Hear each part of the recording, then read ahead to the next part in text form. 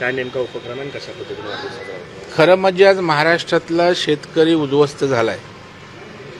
जमिनी खरवडल्यात, गुराढोरांचं नुकसान झालंय आणि अशा वेळेला आपण उत्सव साजरा करणं हे मला वाटतं संयुक्तिक वाटलं नाही. आणि म्हणून वाघे गव्हाण नावाचं परांड्यामध्ये धाराशिव जिल्ह्यात गाव आहे. मी ॲक्च्युली कलेक्टरकडूनच माहिती घेतली की कुठल्या गावात एखाद्या प्रतिनिधी स्वरूपात मला जायचं आहे आणि मग जिल्हाधिकाऱ्यांनी वाघे गव्हाण येथे मोठ्या प्रमाणावर नुकसान झालं आहे आणि म्हणून त्या गावात जाऊन तिथल्या शेतकऱ्यांशी संवाद साधणार आहे. तिथल्या परिस्थितीची पाहणी करून शेतकऱ्यांना सरकारनं दिलेलं पॅकेज त्याची माहिती देणं आणि आणखी शेतकऱ्यांना काही सरकार म्हणून सूचना करायच्या असतील तर त्या समजून घेऊन राज्याचे मुख्यमंत्री माननीय देवेंद्र फडणवीस साहेबांकडं त्या पोचवणं आणि सरकारला पुन्हा ताकदीनं या सरकारची शेतकऱ्याची काळजी घेणं, त्याला ताकद देणं यासाठी या आजच्या भेटीचा दौऱ्याचा निश्चितपणे उपयोग होईल. काँग्रेसचे प्रदेशाध्यक्ष आहेत हर्षवर्धन सपकाळ, ते असं म्हणतात की देवेंद्र फडणवीसांची मोडस ऑपरेंडी ही नथुराम गोडसेंप्रमाणे आहे. नाही, मला वाटतं एकदम एका मंडलाध्यक्ष किंवा तालुका अध्यक्षाच्या पण लायकीचं असं हे नेतृत्व वाटत नाही. त्यामुळे त्याने बोलणं याचं कोण सिरियस महाराष्ट्रात घेते सांगा मला. आणि अशा प्रकारची जर बोलले नसते तर तुम्ही बातमीही केली नसती. त्याच्यामुळे असं वायफळ काहीतरी बोलायचं आणि बातमीत राहायचं, लोकांचे प्रश्न शेतकऱ्यांच्या प्रश्नांकडे दुर्लक्ष करायचं. देवेंद्रजी अशा वाचाळ वीरांना त्या ठिकाणी महत्त्व देत नाही, आम्ही देत नाही. देवेंद्रजींची मोडस ऑपरेंडी काय आहे हे महाराष्ट्र गेले 20-25 वर्ष पाहतोय.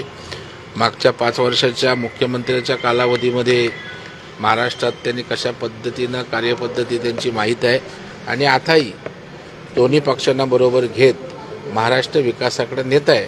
त्याच्यामुळे त्यांची कार्यपद्धती महाराष्ट्राला माहीत आहे. सकपाळाच्या आम्हाला सर्टिफिकेटची किंवा त्यांनी काही बोलण्याची आवश्यकता नाही ज्याची आम्ही दखल घ्यावी. साहेब, खरं तर मुस्लिमांसाठी भारत युद्धाचं घर आहे, बाबासाहेब आंबेडकरांनी पुस्तकात लिहून ठेवलं आहे, असं पडळकरांनी खळबळजनक विधान केलेलं आहे. नाही, मी काय ऐकलं नाही अजून काय नेमकं वक्तव्य त्या ठिकाणी केलं. तो संदर्भ तपासून मग मी याच्यावर भाष्य करू शकेन. खरं तर संघाला 100 वर्ष पूर्ण होत आहेत. मात्र खरगेंचे पुत्र आहेत प्रियांक खरगे, त्यांनी मुख्यमंत्र्यांना पत्र लिहिले टाकण्याचे. त्याचं म्हणणं आहे की शाळेमध्ये जी शाखा चालतात, राष्ट्र स्वयंसेवक संघाचं जे काम चालतं त्या सगळ्यांवरती आता बंदी आणली पाहिजे असं त्यांचं म्हणणं आहे. नाही, मला वाटतं जर चांगले विषय असतील, देशहिताचे राष्ट्रभक्तीचे काही विषय असतील आणि त्याचं शिक्षण जर कुठं दिलं जात असेल तर कोणाच्या पोटात दुखायचं काही कारण नाही. कारण शेवटी सरकारं असतात ते त्या ठिकाणी देशहितासाठी काम करतात, देशभक्तीसाठी करतात, राष्ट्रभक्तीसाठी करतात. आणि जर चांगले विचार त्या ठिकाणी केवळ संघाच्या माध्यमातून आले म्हणून नाकं मुरडण्याची आवश्यकता नाही. चांगले विचार असतील संघाचे तर त्याचा प्रचार प्रसार झाल्यास त्याचं स्वागत केलं पाहिजे. एकनाथ शिंदे यांच्या ज्या योजना आहेत ते थंड बसतात दिसत आहेत. आनंदाचा शिरा असेल, माझी शाळा असेल, यावर लाल शिरा असल्याची चर्चा. नाही, मला वाटतं शेवटी आपण घर चालवताना पण संसार चालवताना आपण सगळं बजेट बघतो, त्याप्रमाणे आपण नियोजन करत असतो. शेवटी राज्य सरकार एक कुटुंब आहे, ते कुटुंब चालवायचं असतं आणि मग ते चालवत असताना आजची प्रायोरिटी काय, नंतर काय केलं पाहिजे, पुन्हा काय केलं पाहिजे असं ठरवून आज प्रायोरिटीचे विषय जे आहेत. आज शेतकरी त्या ठिकाणी उद्ध्वस्त आहे आणि शेतकऱ्याला आज 31,000चं पॅकेज त्या ठिकाणी दिलेलं आहे आणि त्याच्यामुळे शेवटी लोकांच्या पैशातनंच या ठिकाणी लोकांना द्यायचं असतं आणि त्याच्यामुळे काही योजना येतात, काही थांबतात, पुन्हा नव्यानं चालू होतात. त्याचं राजकारण करण्याची आवश्यकता नाही. सगळ्या योजना पुन्हा पुन्हा त्या ताकदीनं जनतेच्यासाठी असतील. खरं तर दिवाळी तोंडावरती आहे. राष्ट्रवादीचे आमदार आहेत संग्राम जगताप, त्यांनी एक विधान केलं की दिवाळीमध्ये खरेदी ही फक्त हिंदूंकडनंच केली पाहिजे, हिंदू बांधवांनाच त्याचा फायदा झाला पाहिजे. नाही, मला वाटतं त्याच्या मागची भावना आहे की स्वदेशीला महत्त्व द्या, आत्मनिर्भर व्हा आणि त्यातनं त्याची आलेली ती प्रतिक्रिया आहे.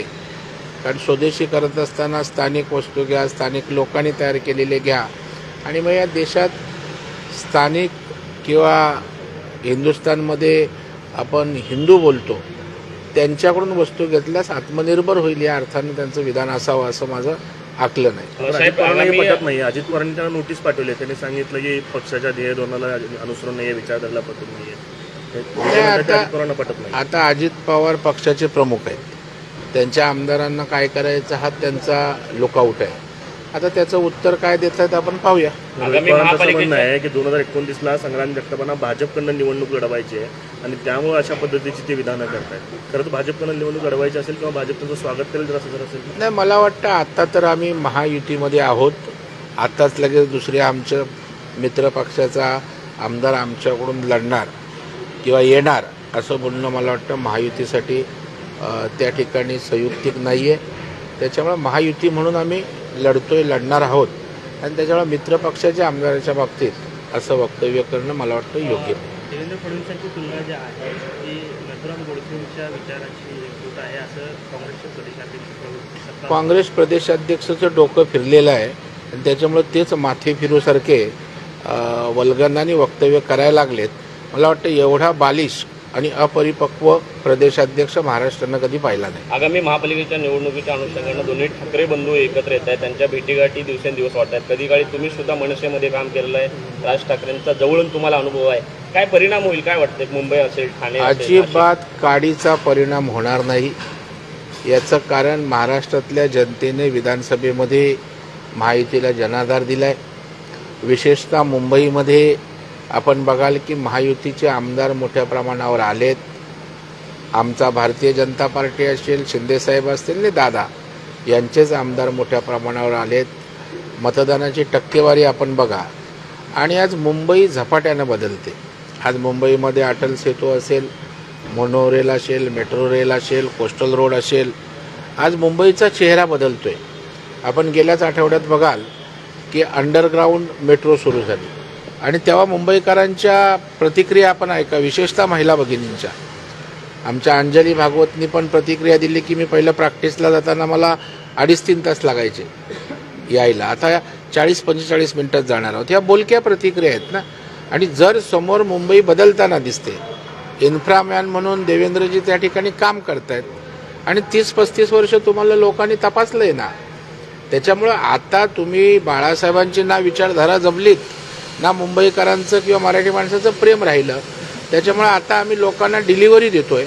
लोक त्यामुळे आमच्याच मागे उभे राहतील. आणि मला आश्चर्य वाटतं की जशी काय महाराष्ट्रात कधी युती आघाडी झालीच नाही असं या विषयाकडे पाहताय. आता 2 भाऊ स्वाभाविक आहेत, 2 पक्ष आहेत, 2 नेते आहेत आणि दोघांनी एकत्र येणं ते लोकशाहीत एक प्रक्रिया आहे.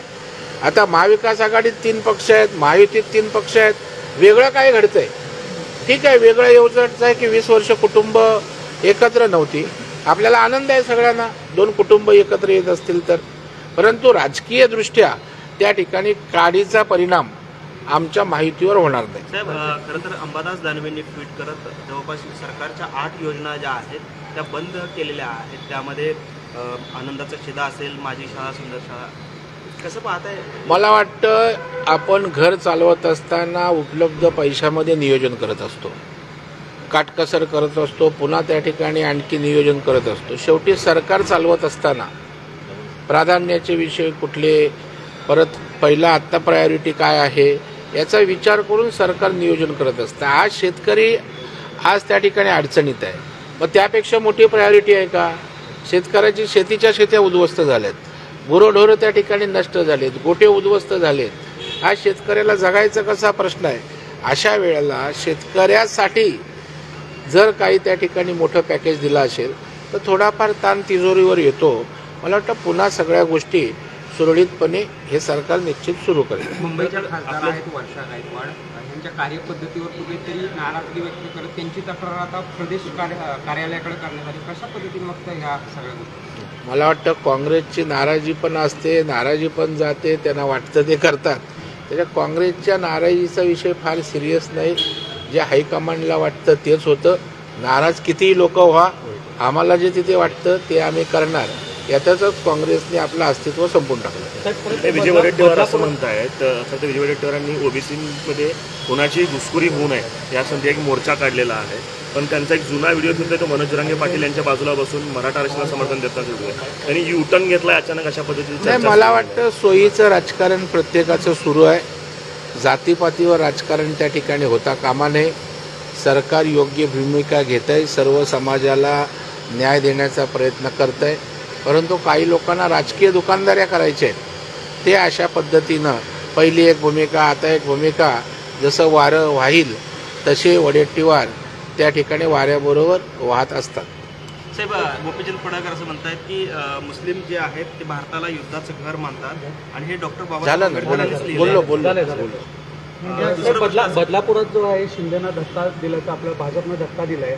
अजित पवार यांच्या पक्षाशी युती करण्याची देखील घोषणा करण्यात आली. नाही, मला वाटतं हे बघा, महायुतीच्या संदर्भात तिन्ही नेते, तिन्ही पक्ष आम्ही आग्रही आहोत, ती आमची भूमिका आहे. आणि माननीय मुख्यमंत्री देवेंद्र फडणवीस साहेबांनी महायुतीचे प्रमुख म्हणून त्यांनी भूमिका स्पष्ट केली की आम्हाला महायुती म्हणूनच लढायचं आहे. पण स्थानिक पातळीवर जर तुल्यबळ सगळेच जण असतील तर सामोपचारानं, समन्वयातनं त्या निवडणुका लढवल्या जातील, कोणावर टीका टिप्पण्या होणार नाहीत. एवढी समंजसपणाची भूमिका त्या ठिकाणी आमच्या तिन्ही पक्षांची आहे.